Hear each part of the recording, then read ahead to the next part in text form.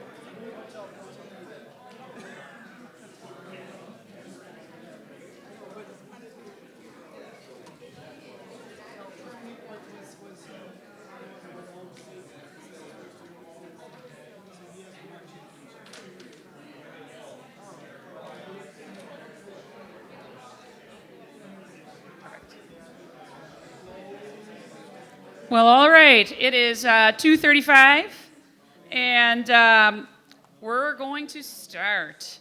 So thank you, everybody, for coming in June. I know the faculty have been off from the regular semester for a couple of weeks, but I know that many of you are still here often and still teaching. I've actually been here every single day, unless I've been chaperoning super fun field trips in the rain. But as I know many of you are as well, it's that time of year for students and our children and a lot of us at home. So thank you for coming. This is the first meeting of the 2019-2020 academic year. And with us today, we have all of our new senators that were voted in. Well, not everyone is here yet because it's June, but we have a lot of the new senators started their term. Today's the first official meeting. So with our meetings, none of this could be possible if it wasn't for our wonderful ITS crew that supports us and gets all of our work done for us. Thank you very much. We got Lydia Moskovich, who always makes me look good on camera, Bob Germoni, Ryan Nogel, and Nick Sonricker that always make sure that we got our sound and our microphones and everything working. Even though Nick and Ryan are not here today, we appreciate their efforts, and they are at a conference in Florida, but I'm sure it's really difficult work down there. But no, I know they go there every year around this time, and that's awesome, and they learn all sorts of great stuff and bring it back so that we are up and running and functioning. And then many of you may not know, but Diane Ace kind of ran the show from behind the scenes for us and did all the training for Erica and I to get the Senate site and get everything running efficiently. And Diane has officially retired about a month ago. So I know she's hopefully not watching the stream, but if you are, Diane, thank you for your service and making us look competent up in front of the microphone. One other note, Dr. Nora Clark is not here today, but she has been one of our Senate Executive Committee members for the last year. She replaced Mike Pikevich, and she is going to be leaving the college in about 2 weeks. The 28th of June is her last day. She's going to be leaving us and going to another community college in Maryland. So we want to wish Nora the best and thank her very much for all of her hard work as well, helping SUNY Erie becoming the college that it is today. Dr. Hakoy is out of town, and he is in Albany for a SUNY College President's meeting during the week, so he's not able to give a welcome today. So with that, we're going to just head on down the agenda. So under old business, if you recall from the April elections, we had a tie for at-large. So we had to have a runoff election. There it is. And here are the results. The runoff election, Carrie Owens was the winner of the runoff election. So these are all of the Senate election results. We did go over many of these at the May meeting, but they are also posted to the Senate site on one file for your reference.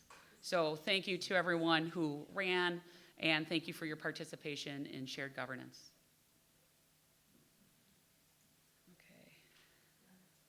Academic Integrity Task Force update. I'm going to pass that over to our co-chair, Erica Hendra. Okay, so we have one last thing to do for academic integrity, and we're in the middle of doing it. It's a form for documenting academic dishonesty. It's the last part of our charge, so once we finish that and present that to the Senate body in September, it will be the very last thing that we're doing as a task force, which means it's the last time you'll ever have to hear me talk about academic integrity, ever again.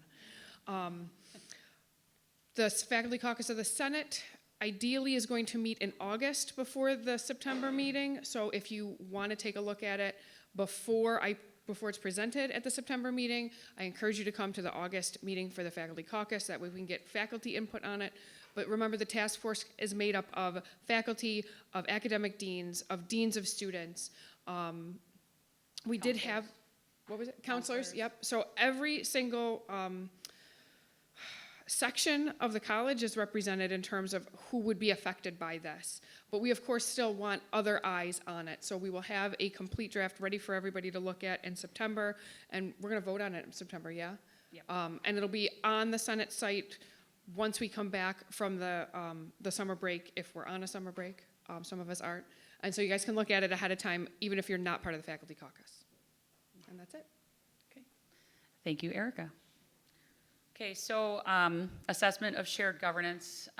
Again, I feel like this has been on the agenda for a few months. The survey is out. I sent it to you yesterday, and the link didn't work.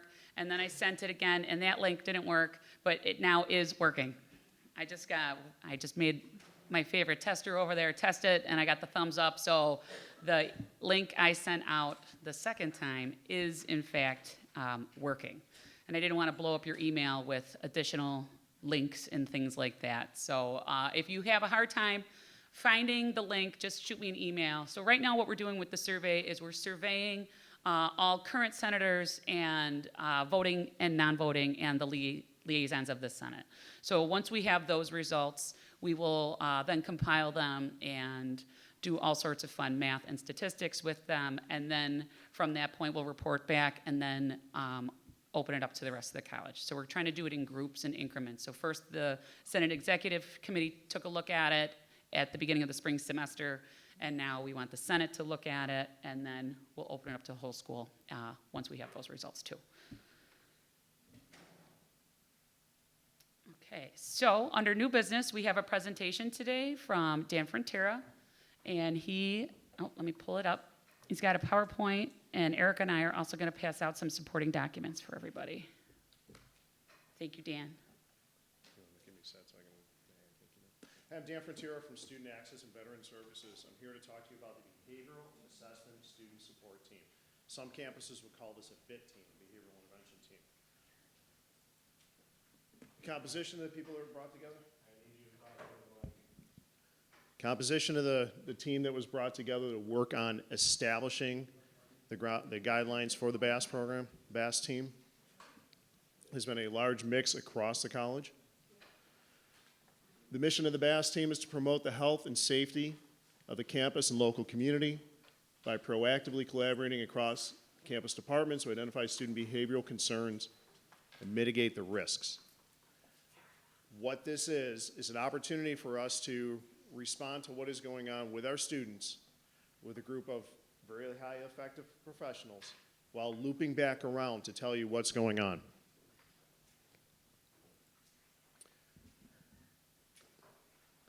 The goals as stated above about improving our communication, campus-wide awareness and existence of this program.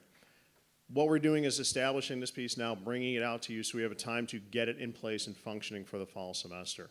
So you know we're here, you know there's an opportunity for the support. Ongoing training for faculty, administrative staff, and students.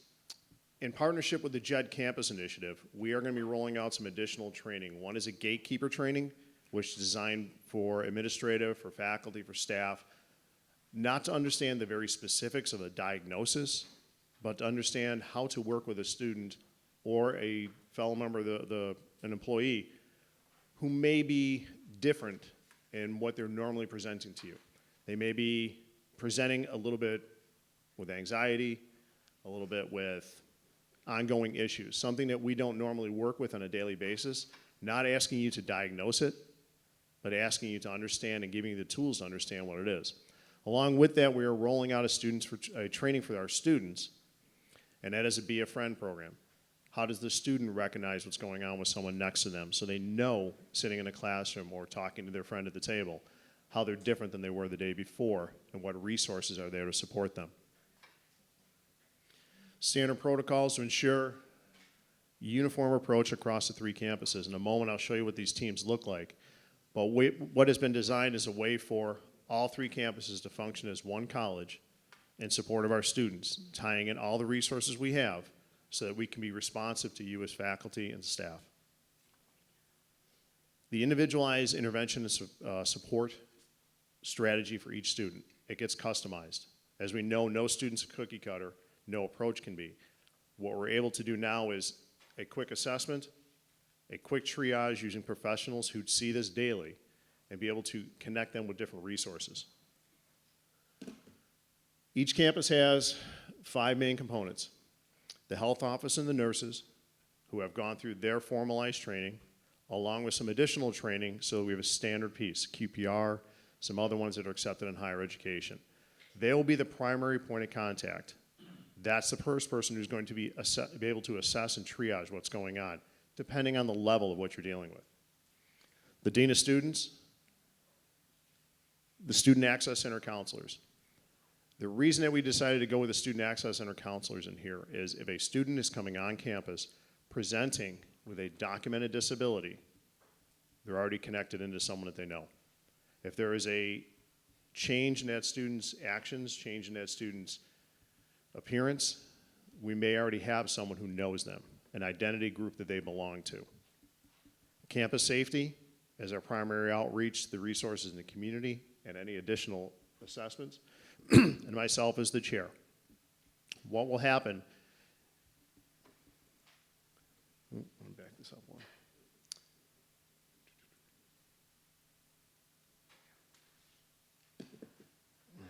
Never mind. What will happen is if you have a point of concern, you see and you're looking at someone and you're saying, wow, this is not how this person normally is. Dan Frontier is not acting the way he normally does. You're able to go on using a digital system, create an awareness, which will then funnel through those 5 people immediately. Gone are the days of using the take notice form and having to fax it or email it to someone waiting for the next day. This is an instantaneous. You go in and it's a drop-down menu. Dan is acting this way. Click. Is he doing this? Click. That'll give the nurse, campus safety, the deans, the student access counselor, and the chair the ability to rapidly triage what's going on. We'll acknowledge that email was sent, letting you know that we're aware of this, we're now working on it. And then we'll establish what can be done to support that student, depending on whatever that issue may be. We will also then wrap that back around to let you know, hey, we have talked to them, we are addressing this, we have a plan in place. You may not necessarily hear that Dan Frontiero was being treated for anxiety and had an issue that went on that day, but you will hear that we have talked to the student, we have addressed it, we have laid out an intervention plan and a support plan for that student. Why are we doing this? It's the right thing to do, first of all. It has been asked for on numerous times. We've had people say to us, I filled out this form and I have no idea what happened to it. I have a student who is presenting with this and I don't know what to do with it. It's not just for mental health, behavioral health issues. It's also dealing with situations we had with homeless students, students who are unable to put enough food on the table, financial aid problems. We've run into a gamut of different pieces where now that you're letting us know from the classroom, we have a way to respond back, assess it, and help that student. Creating the digitalized system gives us that rapid response, gives us a way to be able to log these and compile these so we know. You know, Dan's been with us for 3 semesters, and each semester about this time, he has an incident like this. Spring semester, 80% of the students that came in to register for additional support from Student Access were due to one of the codes that identifies with a mental health or behavioral health issue. anxieties, stress. We have counselors that were able to quickly help them. They had not necessarily been registered with us before. Some were referred directly down by faculty and staff.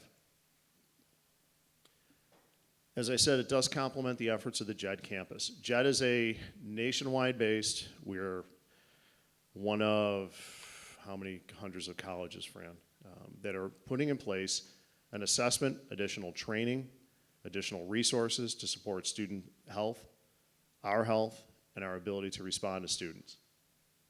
And it does comply with SUNY and Middle States requirements. Any questions? Yes, ma'am. So are the faculty members supposed to like covertly send up the red flag, or are we supposed to speak to the student first? I'm not really. So you're the first person, and you've got somewhat of a relationship with them. So talking to the student is going to be the first point of helping and showing that there is a caring, compassionate person. But then going online and filling out the form, being able to go in and say, you know, I talked to Dan. Dan's having some problems. And instead of saying, you know, I guess I can take you down to student access or I could take it to the nurse, I'm not sure what to do. It's not a life-threatening situation. You're able to go in and hit this drop-down menu and be able to send out an alert to some people that do have the resources to then follow up with you and help that student. But then the student knows that you are the one that flagged them, It's not a flag. or whatever, that you initiated this process. Yes, ma'am. It's not disclosed to the student. Oh. When the form is sent off, does have the person's name on it. The only time it's an anonymous form is dealing with a sexual assault or a domestic violence type issue. In a normal situation, any other portion, your name will be on it, but it doesn't necessarily get disclosed to the student. It'll be that the concern was raised, we're reaching out to see how you're doing. It doesn't come back and say, John Dana is the one who told us that Dan Frontiera might be having an off day.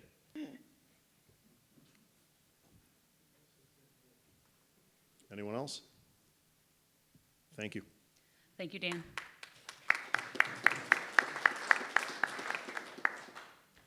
Okay, so while Dan was doing his presentation, Erica and I passed out pamphlets for everybody, and we would like to encourage you to share the information in these pamphlets with those in your department and in your constituencies.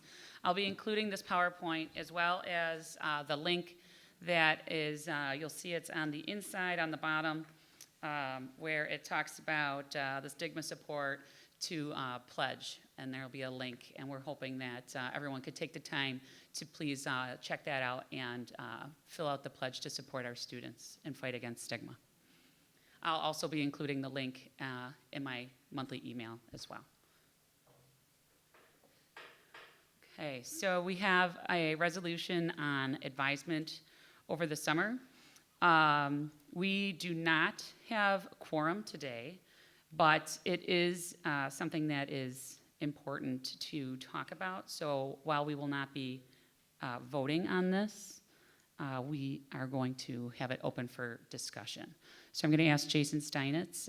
This came from the Faculty Caucus of the Senate after the May Senate meeting, and I'll have him discuss it and let us know what this is about, and we can all talk about it together. Yeah, this came up at as Colleen said, at the Faculty Caucus meeting, and we were talking about the fact that we used to do general advisement, like we used a couple days during the summer. Students from all majors were invited to come in, and we had department chairs or representatives from all units attending this. We were in one big room. If those of you who are as old as I am remember the large registration days, it's similar to that. And the advantage of that is that we get everybody in the same place. So if students are undecided, they have questions, and maybe I don't know what requirements are for a technology program or something, they can just walk across the room, talk to that person, go back and forth, and figure out what they need to do. And I think a lot of the students, at least that we see, are pretty undecided when they come in, and I think that's helpful to have that collective knowledge there at the same time. And so what this is proposing is to use the contractual hours in the summer. We have 2 days where department chairs are supposed to be in here for advisement for a certain amount of time, that we try to use that as in a collective area where we can all come together, sit in a place where we can talk to each other, reach each other, and students can easily access us. So that's really what this is about. And it's, again, trying to get at the idea that Faculty should be involved, department faculty should be involved in advising their majors right from the beginning, and that this helps create sort of a bridge to the rest of that student's career at ECC. And as I said, it helps us share information and make it much easier on the student to figure out what they need to do. So, Thank you, Jason. So while we don't have a motion on the floor, I would like to open this up for discussion, just to get everyone's thoughts on it. Greg? Jason kept saying we used to do that, but we still do it. But he didn't mention, pardon me? Yeah, North. Whereas the new START advising program, you didn't get into that. Did you just stop? So what's going on with the START? Wait, and the way we work, the way we've always worked it, is everybody came for those 2 days. It wasn't, I mean, the faculty and the chair shared the hours, because it's a lot of hours. It's like 2 full days. Right, this hasn't happened at South Campus. And I think with the whereas are referring to START, is that START is for all of the new incoming students. So this is to address the gap in what about the students that are returning? Because we don't put them through multiple START orientations. Once they go through START, they go through START, and they don't do it repeatedly. Sabrina? Yeah, I actually want to agree with the confusion here, because we had an issue come up where we wanted to set up an English department unit meeting, and we had North Campus faculty members saying, oh, we can't do it that day, we have to come in for advisement. And people from City and South were kind of mystified by that. So I'm wondering, Jason, what you're proposing, how that would kind of be different, or maybe unify the process across the 3 campuses? Jason? First of all, it's not me in particular that's proposing it. It came out of the faculty caucus discussions. But again, I was not even aware that North was doing this. So I think City and South are kind of mystified in a way, and that we really are saying that it should be a coordinated effort across all 3 campuses. If one campus is doing it, that's great, and I'm glad to hear that. But it would be nice to have that same kind of sort of collective advising happening at South and City as well. I don't know if that answered your questions. Joanne? Yeah, thank you.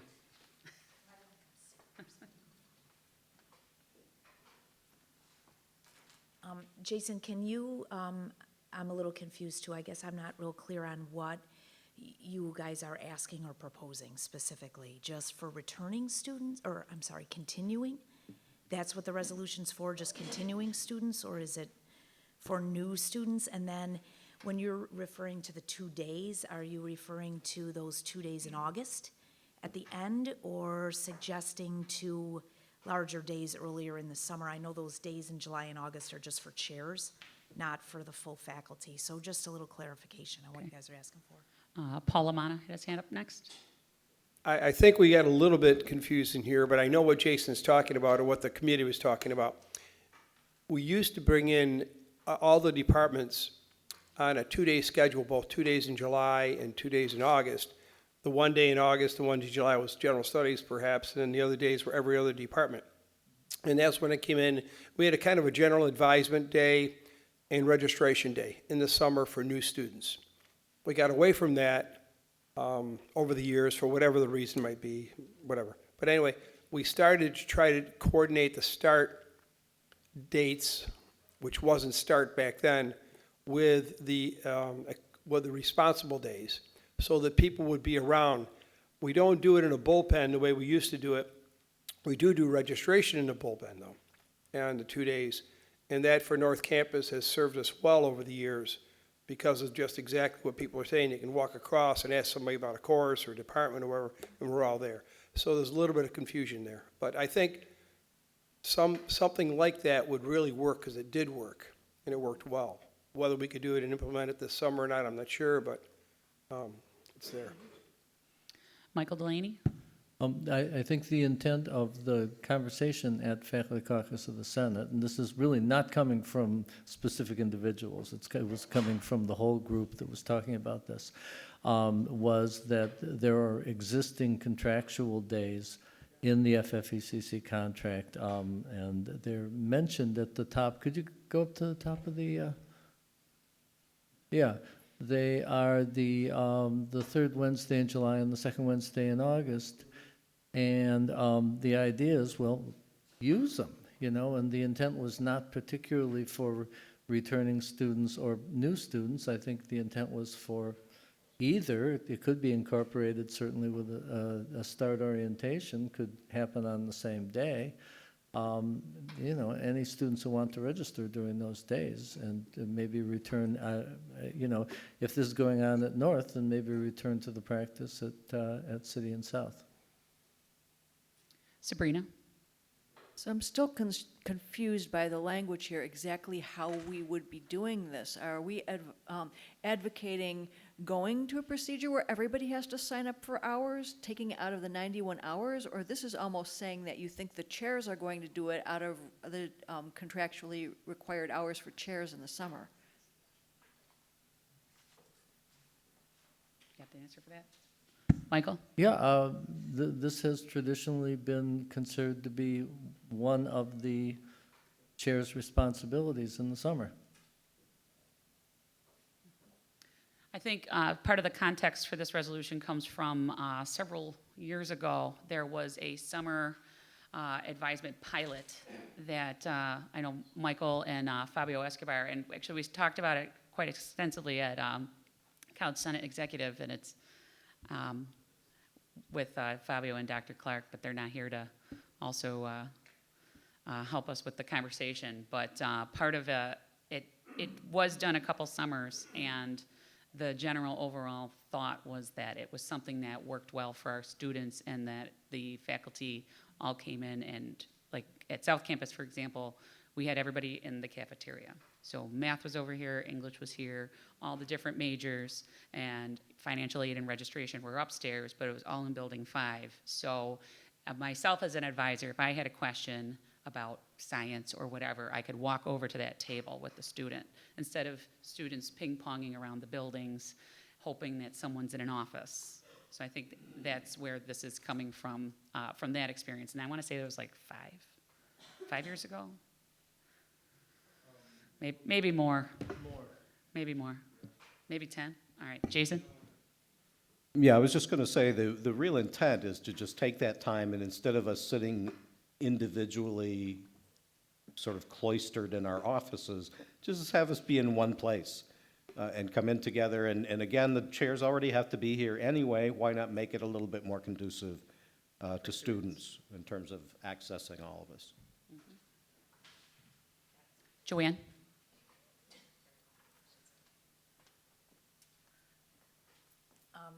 Just maybe a week or so ago, 2 weeks ago, the deans were asked by Steve Smith to contact the faculty to find out when they might be around in the summer to do advisement, so that, because we wanted to advertise it to students, which I thought was a great idea.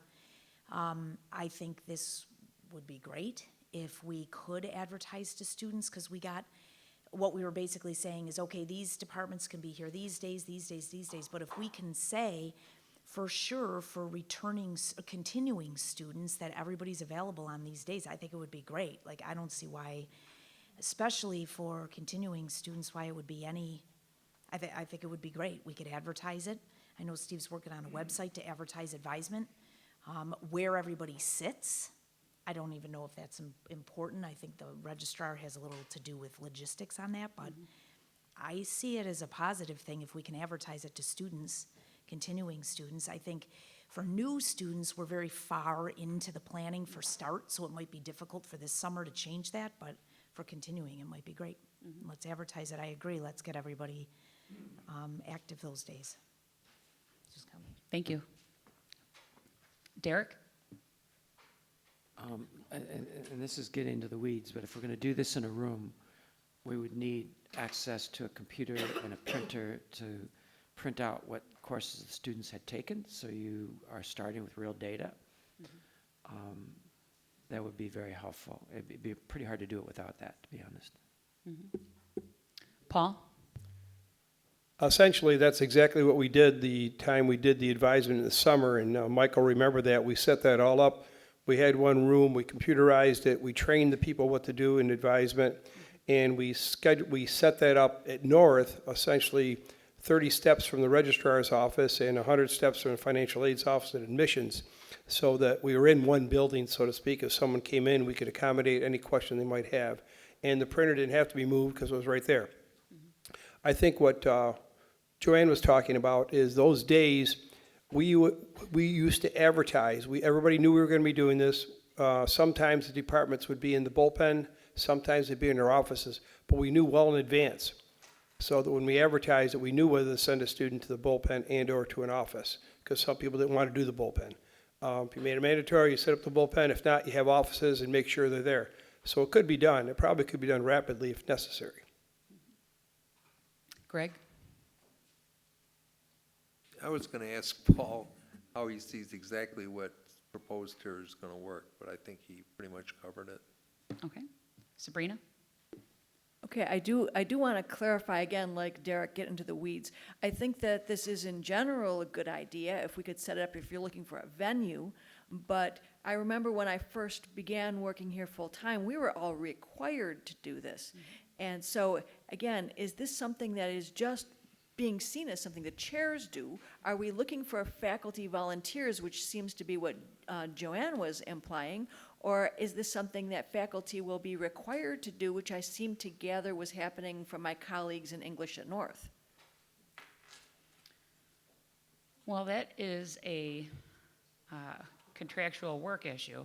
So our purpose here is just to, talk about the academics and what's really best for our students and what we feel with that. That would have to be, conversations that are out of my depth. Michael? Just comment, to the best of my knowledge, faculty have never been required to show up in the summertime for advisement other than chairs who have, contractual language about that without compensation. Dave? Maybe more into the weeds again. I find it a lot easier, as Derek was asking about the printer. Normally when I advise a student, I ask them if they know where they are, and most times they have no clue what courses they passed and what courses they've taken. So I normally go in to print out a stack screen, and then I print out all the courses they have to take. And if I don't have access to that in a bullpen, that makes it a lot more difficult for me to give them advisement. So it's a lot easier to do that. I guess I would support it if it allowed us to be in our offices.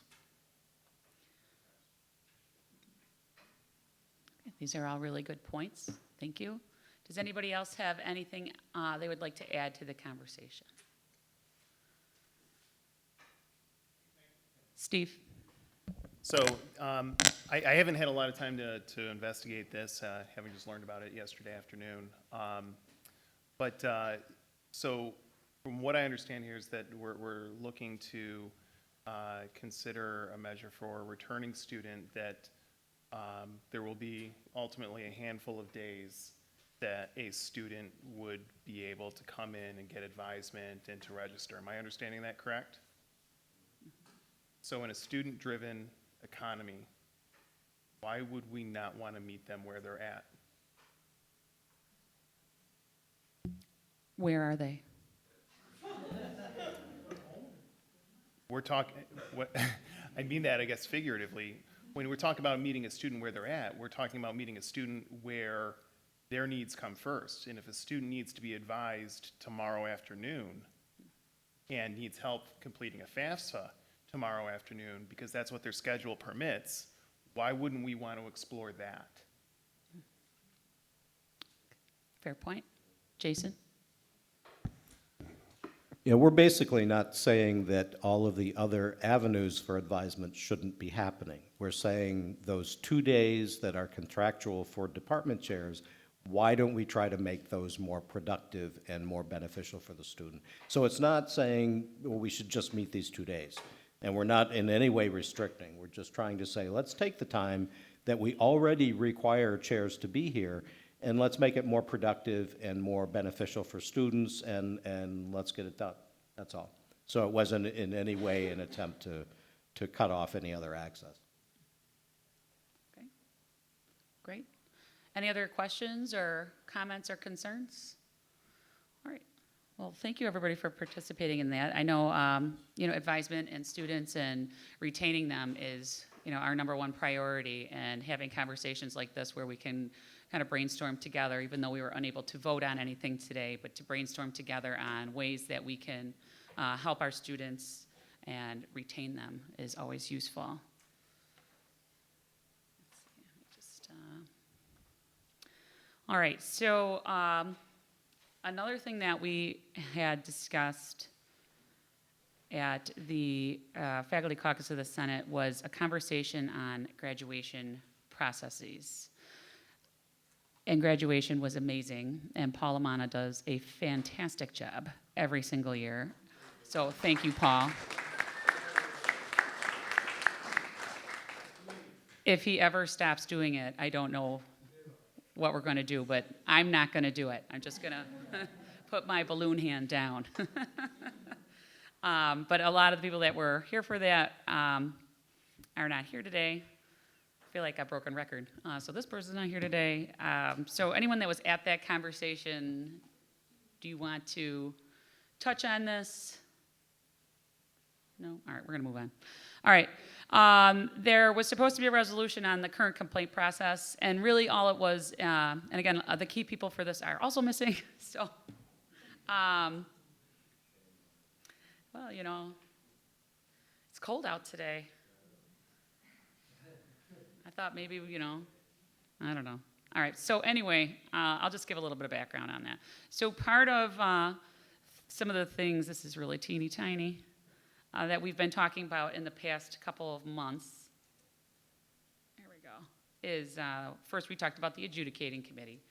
We passed the resolution for the makeup of the adjudicating committee. The adjudicating committee did in fact meet, and they did work through one of the student complaints.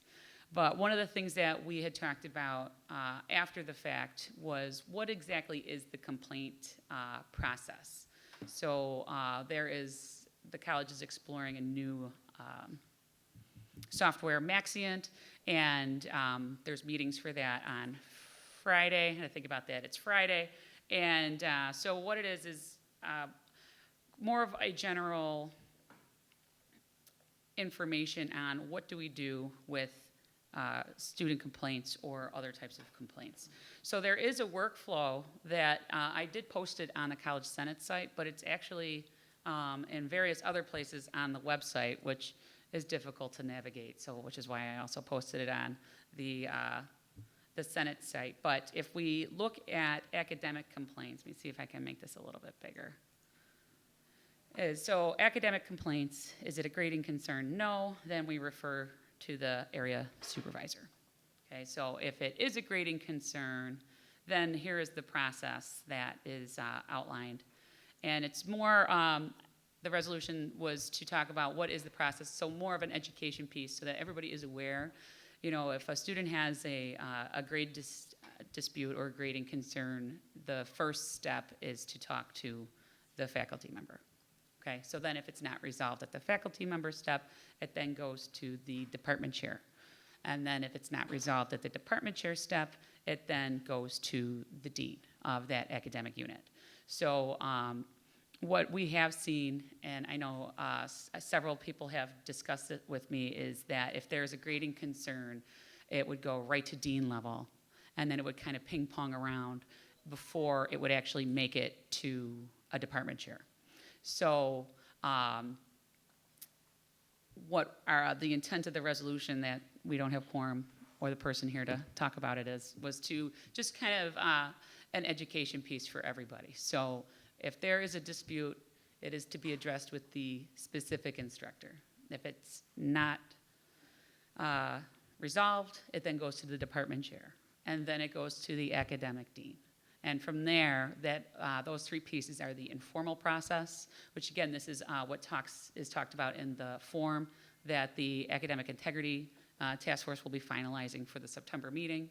And once it gets past that, then it moves to the formal process, which is the adjudicating committee. Did I get all that right? All right. Greg? Does anybody in that chain have the authority to change a grade?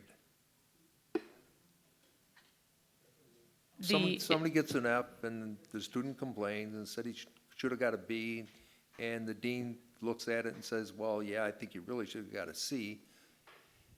Can he or she change the grade, or is?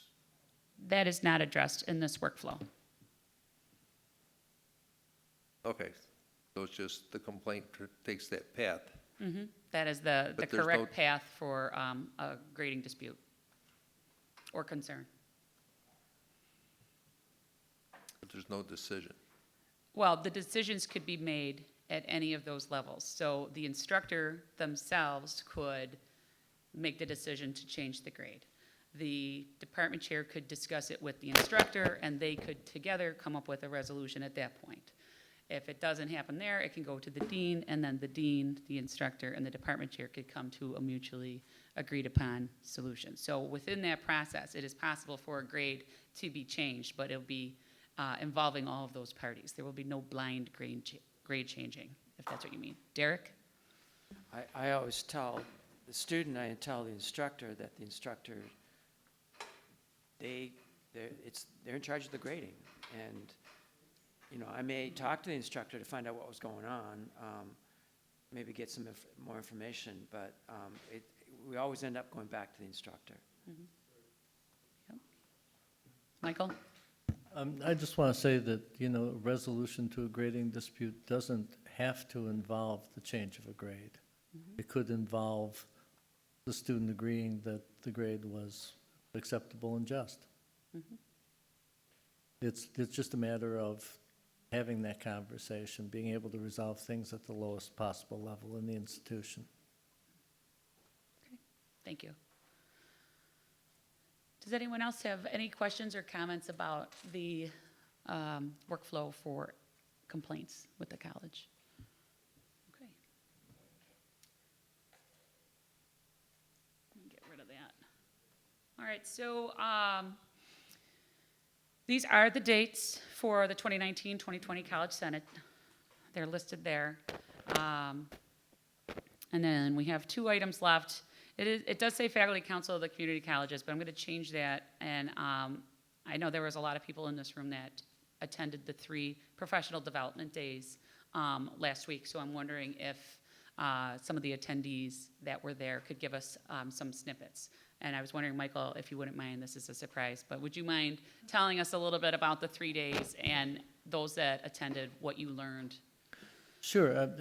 Yeah, very briefly, the Wednesday of last week was more or less the general professional development day, and we not only did things relating to academics, but we also had, I understand, very good presentations about wellness as breakout sessions, and you know, some of the people who attended these various sessions could, I think, describe them better than I. Thursday was what we referred to as our Faculty Leadership Summit, and it was really not a teaching kind of a process so much as a facilitation process. A number of people participated in the facilitation of faculty conversations about what faculty leadership means. We had a brainstorm on what the institution that we work in, what we'd like it to be like, what would be better, you know, how could it be better, and a conversation about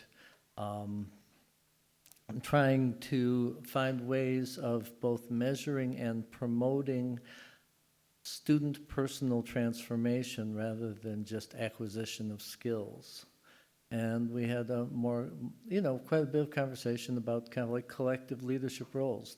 Leadership does not have to be an individual who's standing out there all on their own. Leadership can be a collective process that a number of people can help out with. I do want to I thought it was wonderful, and maybe some other people can comment on the session. I would like to recognize Patty Kaiser, Miriam Parati, Susan Rothwell, Renee Rojas, Derek Bateman. I'm trying to think of who else helped with the facilitation. It was really a group effort. It was very good. Jackie. And then, oh, yes. And, yes, Jackie Bollinger. And the Friday, we had the upcoming president of the Faculty Council of Community Colleges, Christy Fogel, come and talk with not only faculty but also academic administration about shared governance and how it ought to work, how it might work better, also about academic freedom and about current SUNY issues. And I'd like to hear what other attendees thought about it. Would anybody like to add? Patty? I was just waiting to see if anybody else wanted to jump forward after our I leadership saw training. your hand first. I know. It was, Thursday particularly, was one of the most positive, creative, innovative days I've spent with a group of my peers. So I went home really charged. Setting the question in the beginning, what does the college look like that you can imagine? What is your best possible SUNY Erie? And dividing it into small groups and people brainstorming and setting some guidelines that we don't go to the swamp. You know, we all can get there very, very quickly, like, you haven't heard what my dean did to me, and oh, well, you got to meet my dean, and oh, wow, oh, and then we're off to the races.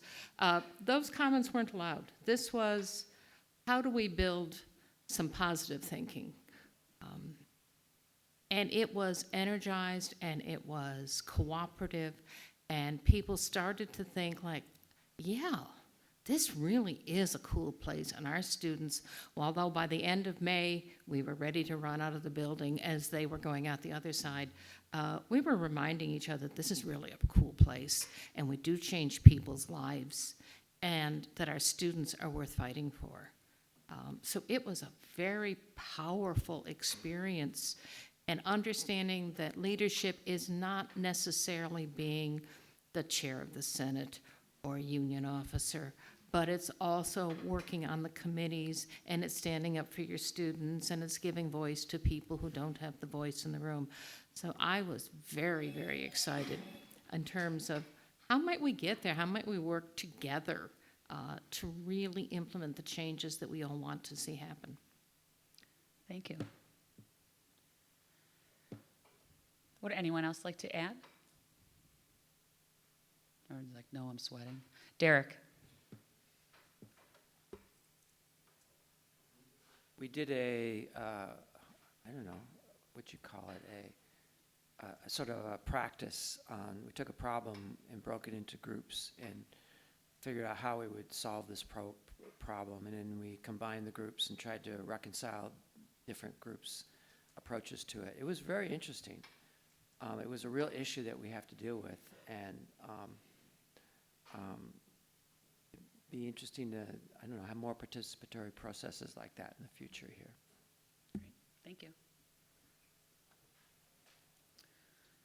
Okay, so we are at our final agenda item. It's for the good of the order.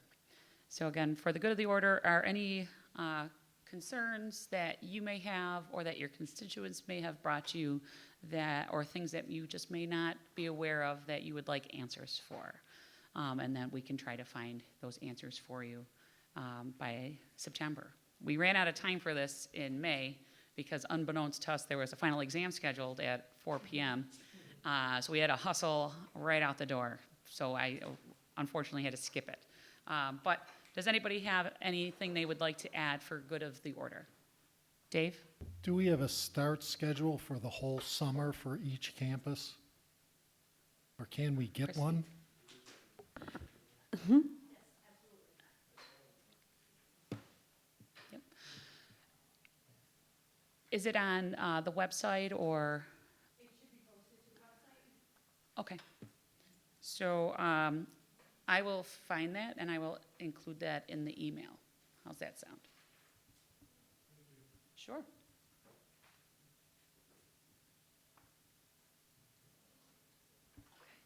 Anybody else?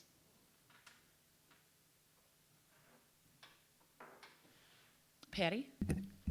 Since we couldn't vote on the summer advisement resolution, and we discussed it well, and it is not changing the contract or asking anybody to do anything different other than maybe do it together, which is very different for this college, I would like to encourage the campuses to try to facilitate as much of that collective advisement on those days as we possibly could. Anything that helps our students answer questions is a plus. Steve? Yeah, as long as everybody's leaving our options open and we're giving multiple avenues for students, I wholeheartedly would want to participate in that. I think that, considering the workload, with Christy being new to her position and start, Andy Annecy having certainly his share of things to do, we would need help in putting this together, working to make sure that we are properly staffed, working with ITS for technology support that day. It's not an easy lift to do something like that on short order. So if EM can certainly coordinate, we're going to need help outside of our unit. Okay. Volunteers welcome. Great. We are willing to help. Joanne?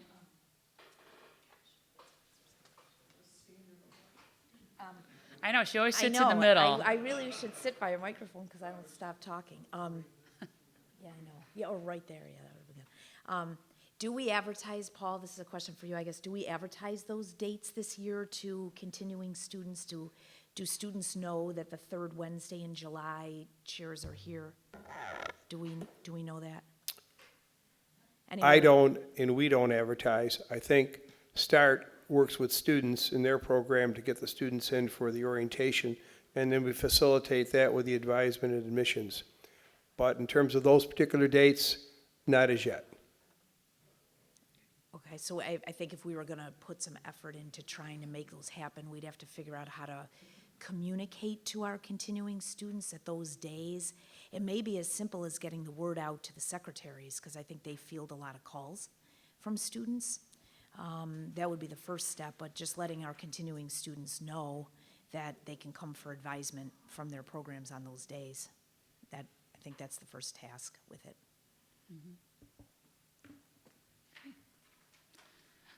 Dan? We would be happy to utilize the City Campus Student Access Center because we have computers, they're already online and have a printer right there, so. Awesome, thanks. Derek? This may be done already, but I noticed that often there's situations where I need to contact a student, so I call their telephone number and the number isn't good. And then I send an email message at their ECC address and they don't use that email. And recognizing that this younger generation may not use email at all. I know when I was a student at UB, I could link my UB email to the email I actually used. They would send an email to my UB email and it would get bounced to me and I would actually see what was going on. I don't know if we have the capacity to do that. I don't know if students use email anymore, but that might be one way to promote something like this. Just do a bulk email to all our majors using the ECC email address, and if we knew the address they use, they might actually get it. Steve? We do have the ability to do that. I